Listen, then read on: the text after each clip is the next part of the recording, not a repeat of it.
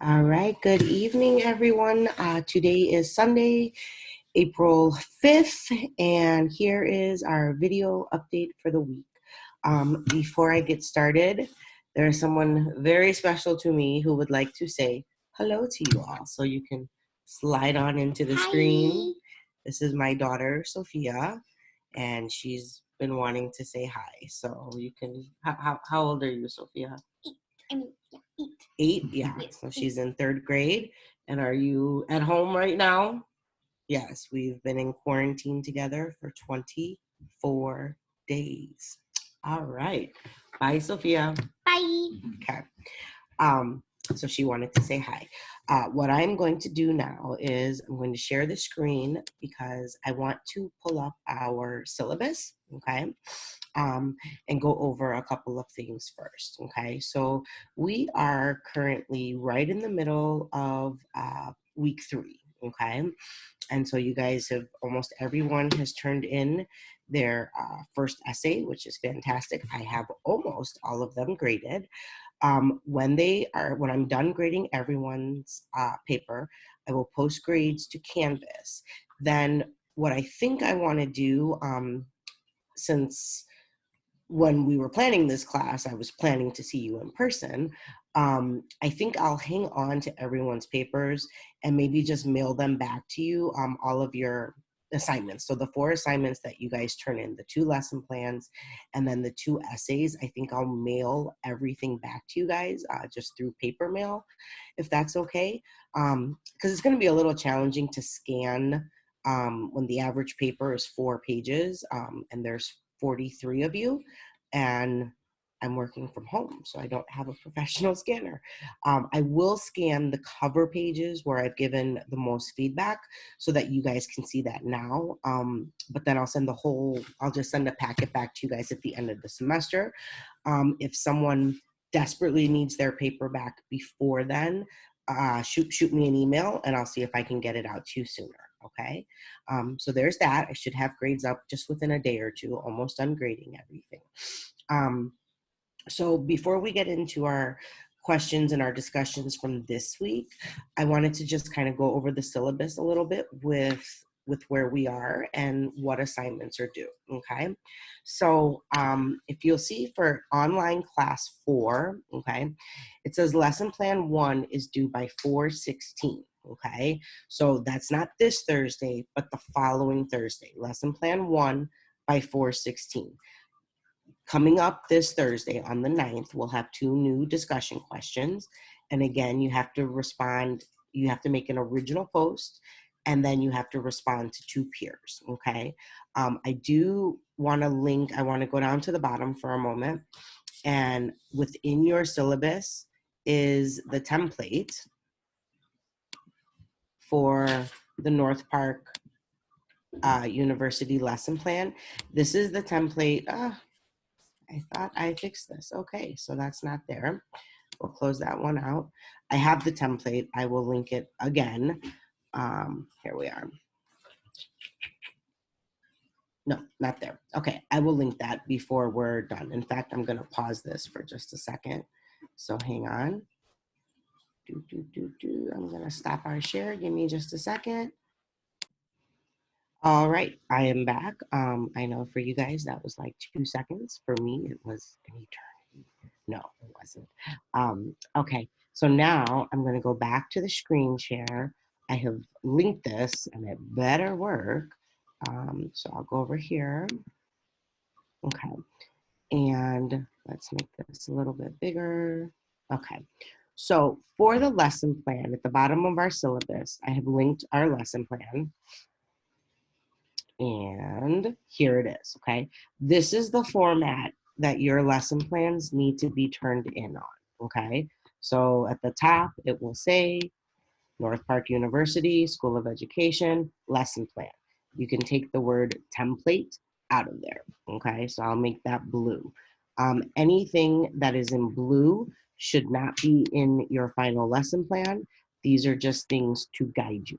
So obviously your name, what school, the class, the grade. So what content area, what date. These are things that if you're not actually doing this lesson plan, you can make them up. You can say that this is, Johnson Elementary, my first class, second grade, or something of that sort. Or if it's a PE class, this is Washington High School, freshman PE. Okay. Content area again is PE, language arts, social studies, math, fine arts, whatever it is that you're planning to teach for this lesson. Okay. Then you'll have your central focus, okay? That is, what is the point of this lesson? What is the point of what you are trying to teach in this 45-minute to an hour long block, okay? Of however long your lesson is. Um, how does the central focus identify the main point of the lesson? So an example for that would be if this was a PE class and your focus today was on basketball skills, right? The focus is students will learn different aspects of basketball skills. Um, the learning objectives would be very specific to what the students are going to do at the end of the lesson. So the focus overall may be on learning how to play the game of basketball, but this lesson specifically is to learn about dribbling, right? Students will be able to dribble a ball 15 times by the end of this lesson. Or I'm not a PE teacher, but I wanted to use PE as an example. So I hope that that made sense to some sort. And if it didn't, then I apologize because I am most certainly not a PE teacher. Okay. So as we move down to the learning objectives, this is exactly what the students will be able to do, or what you want them to be able to do at the end of this lesson. Not at the end of a theme, not at the end of a unit, specifically this lesson. What will students be able to do? If we're doing a language arts lesson and we're writing sentences with a capital and a period, and this is a second grade language arts lesson, the goal is that students will write a sentence using a capital and a period or a question mark at the end of their sentence, right? That is what you're teaching for this specific lesson, okay? Standards, you go and you find your correct Illinois or Common Core state standards. I want you to pick between 1 and 3. You don't need more than 3. You shouldn't have more than 3. If you have more than 3, you're covering too many things that you're not actually covering in this lesson. Having 1 is just fine, okay? But you can pick between 1 and 3, okay? Then for your assessments, okay? What key questions and tasks are you gonna have that, help guide your students? What assessments will inform the instruction? So these can be just summative assessments that you're doing at the beginning of class. This could be something that you did prior. This could be an assessment question, just a quick one that you've asked your students, something that helps you guide your instruction, okay? Um, then for your learning, your section E, your instruction and learning. This is the actual teaching part. So this is the part of the lesson where you need to go through and say, hey, this is how the lesson's going to start. Teacher's going to do this. Students are going to do this. This is where you're typing out that kind of role play of how the lesson is happening. F is your actual during the lesson, right? So what are you doing as the teacher? What are students doing? And then G is your closure. All right, so that's a completely different section. So for instance, your opening, your beginning may be 5 minutes, it may be 3 minutes, okay? Your meat of your lesson may be 40 minutes. Your closure may be 2 minutes.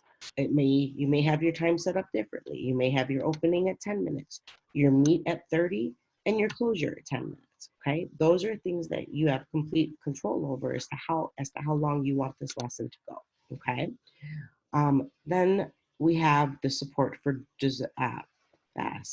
diverse learners. This section is very important. How are you going to accommodate or modify this lesson for diverse learners that may be in your classroom? Now you might say, hey, I don't know who's going to be in my classroom. You're right, you don't, but you can make assumptions, okay? So you can decide, is this a 5th grade classroom that has students that are mainstreamed, that need more support organizationally? Is this a fifth grade classroom that has students who are mainstreamed for social studies and they need a lot of support cognitively? Okay. Is this a ninth grade PE classroom, but you have students that have physical disabilities, right? What type of accommodations are you putting into place so that they can still participate in the lesson? That's some of the stuff that I want you to think about when you're looking at your support for diverse learners, okay? And then finally is your instructional resources and materials. This is everything that you need to teach this lesson as the teacher. Think of it like this. If I'm going to take your lesson, I want to be able to take this lesson, see everything I need, and I can go in and teach this lesson exactly as you've written it. So this is where you list everything that you as the teacher need, and then you list everything that the student needs, okay? So please use this template, follow it.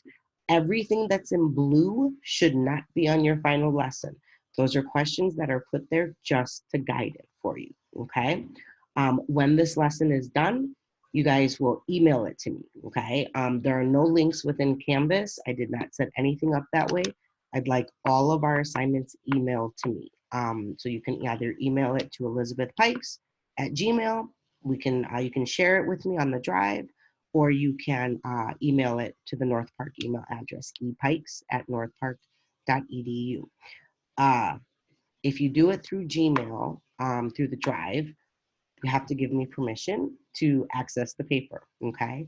At first, I didn't want PDFs because I was typing on the papers and giving feedback, but I'm not doing that. So a PDF is actually fine if you want to turn in a PDF. I am printing out your papers and handwriting comments on them, okay?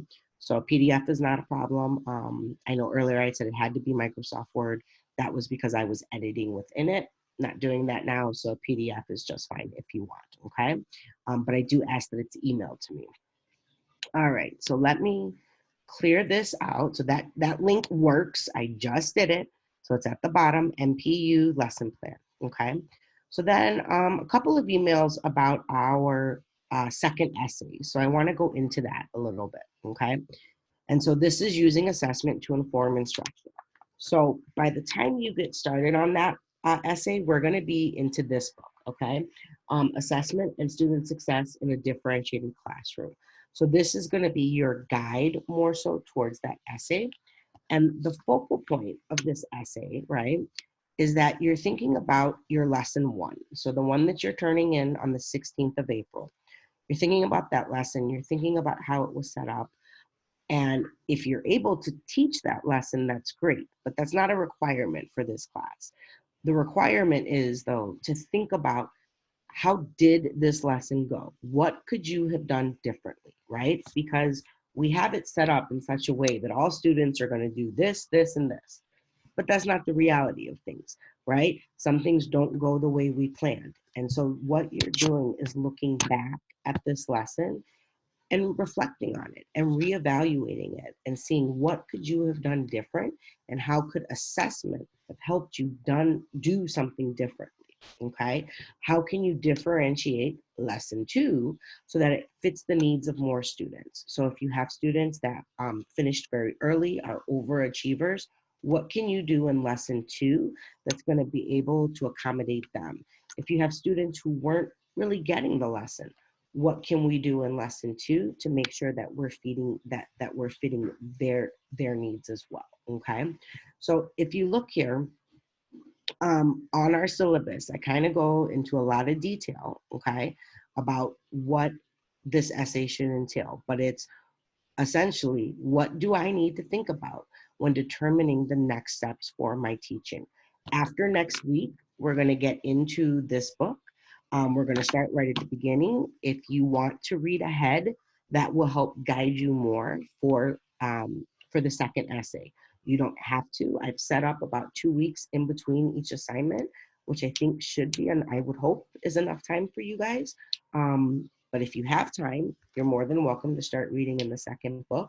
We are not going to be reading part 4 of our instruction book.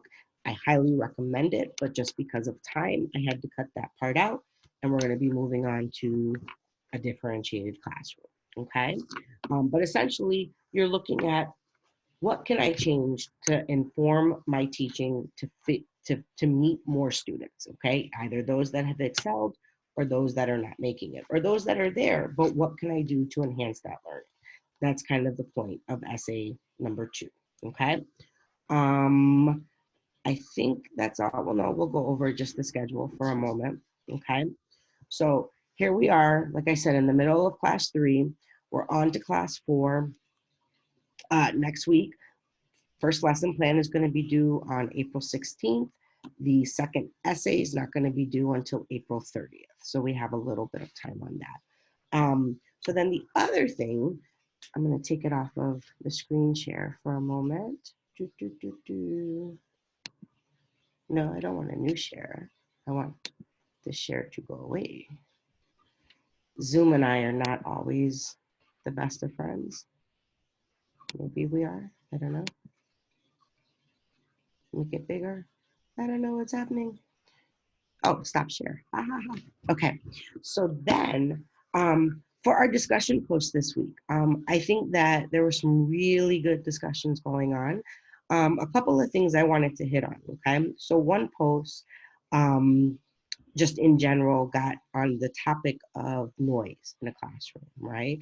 And many people had many different opinions about noise in a classroom. And some people felt that, their classroom has to be silent. Other people felt, hey, my classroom is noisy. I think I bring this up, one, because I think it's very important. Um, think about what an engaged classroom looks like. And everyone has their own opinion on this. So it's okay. There's no wrong or right answer, but I do have my own opinion, and I wouldn't be doing you guys a good service if I didn't share that opinion. What is an engaged classroom, right? Where there's a difference between a loud raucous, a loud classroom, right? Where students really aren't engaged in their learning and they're just having their own conversations and doing their own thing. But there's a very different classroom where it's noisy, but every conversation is student centered around whatever it is that you're teaching, right? Our ultimate goal is not to be the teacher, it's to be the facilitator. It takes a long time to get there, but that's our goal, right? Is to get students involved in their own learning, to get students engaged in a way where we can foster those questions, we can foster those learning experiences, but they're having them, right? And they're not just sitting down listening to us lecture at the front of the classroom. So when we talk about noise, I want us just to be very careful about how are our students engaged. And if everyone is crystal clear silent and doing what they're supposed to be doing, that doesn't mean they're having the best experience that they could be having. Okay, so that's one thing. That's just my 2 cents on noise. The second thing is homework, right? And so a lot of teachers have very varying opinions about homework, okay? And ultimately, when it's your classroom, it is your decision, right? Things, though, that I really want you to keep into consideration. Homework should be a very small extension of what you are doing in class. 95% of what is done in class needs to stay in class for very many reasons, okay? And some of you guys pointed this out. We don't know what's happening in our students' home lives. And sadly, sometimes we do know what's happening in our students' home lives. And it is not an environment that is conducive in any way to doing homework, okay? That's just the physical space and this physical environment. Now, when we get to resources, depending on the district and depending where you are, right? There's either an abundance of resources or there's no resources, okay? And so depending on what we need students to do, right? And we heard educators say, well, they can just go to the library. Well, maybe they can't just go to the library for a variety of reasons. Maybe they can't go to the library because they're 8 years old and they need mom and dad to take them to the library. And that's not going to happen. Or maybe they can't go to the library because they're 15 years old, but to get to the library is crossing gang lines. Okay, so we have to be very careful with what is assigned for homework and what our expectations are. I feel, me personally, I don't do homework. I simply don't. Whatever we need to accomplish, we will accomplish in school. I will adjust my lessons, I will adjust my pacing so that we get it done in school. However, for 95% of my teaching career, I have always worked with an underserved population of students.